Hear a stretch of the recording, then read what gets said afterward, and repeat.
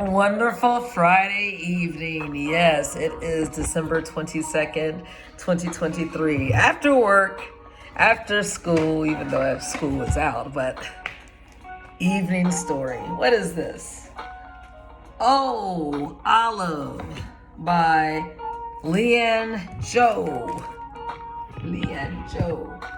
Praise for Oh Olive.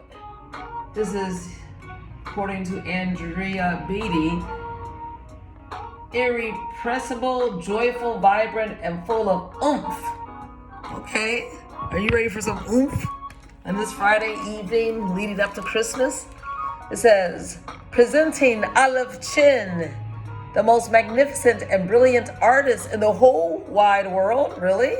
Her parents are also artists, serious artists, who paint prim, proper, perfect shapes. They know Olive has the talent to follow in their footsteps, but Olive prefers to smear, splatter, splash, and even lick. That reminds me of Van Gogh. Vincent Van Gogh supposedly used to drink, what is it called, absinthe, but it was like paint thinner, but I don't know if that was the case, but he would go days a lot of times with the starving artist complex. I don't know if it was, for eating or drinking, but yeah, a lot of artists back in the day would sometimes do that. But anyway, that was not the case, I'm sure, for Olive. She was trying to express herself, and as far as painters smearing, about Jackson Pollock and other type of expressions, painters. Well, with a brush in each hand, Olive cascades through town with her friends in tow, painting what she wants to, what she feels, until she reaches her parents' pristine art museum. Oh, well, I think this is going to be fun. And here is a dedication for my parents who would love me, even if I weren't a super magnificent artist. Yeah. I hope you have people in your life like that who accept you for who you are, whether you're famous, whether you're doing something amazing or not. Just you being you is good enough. Oh, I love it. Olive Chin is an artist. Olive is the most magnificent and brilliant artist in the whole wide world. Knock, knock. I love the colors so far. What about you? How many people are going to buy painting art sets for Christmas gifts over the weekend? That's a cool present for any child and adult. Or so she thought. Anyway, she was the best in the world. Olive, it's time for your art lesson. I guess that's her papa. Oh my goodness. Oh no, kind of messy. Now, just because you're artistic doesn't mean that you shouldn't have order. I mean, because that's distracting in the mind. You want to be able to operate in a clear, clean palette. So, you got to straighten up, honey. Straighten up your space. Okay. Olive's parents were also artists. So you see, her father painted squares. Her mother painted triangles. Oh, wonderful. And they were able to make a living. They knew that one day Olive would also paint brilliant squares or magnificent triangles, just like them, but they didn't know when it would happen. Oh, squares and triangles. Oh, Ma and Pop. It doesn't look like she's following suit.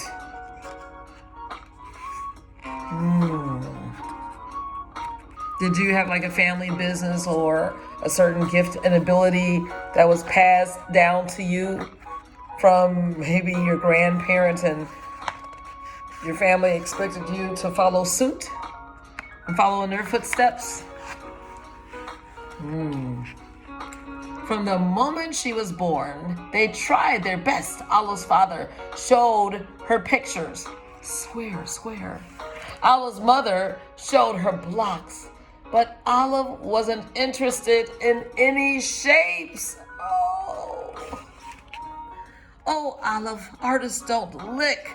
How about a triangle instead? Now, what? You can't, girl, get a tummy ache. Oh, Olive, artists don't smear. Why don't you draw a square for school tomorrow? You want to use your hands. No matter how hard they tried, it became clear that Olive just could not paint a shape. Would she spit into the canvas and the medium and then she would smear? I don't know. The next morning, Olive went to school.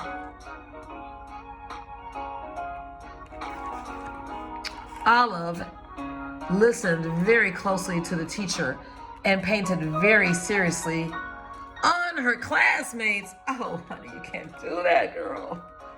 Not on your skin and clothes. Olive, you're cutting up, girl. And she thought it was funny. No, you get in trouble, girl. By the end of the year, Olive still hadn't painted what anyone asked her to.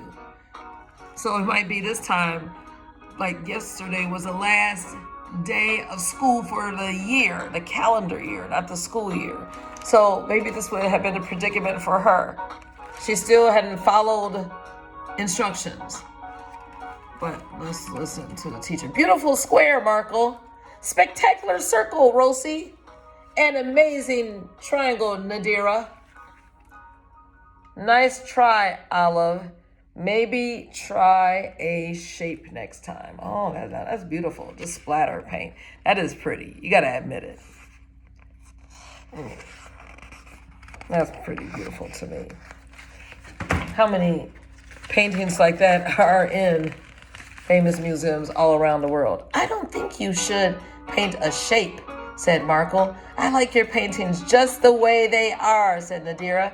I wish I knew how to paint like you, said Rome, and the rest of them agreed.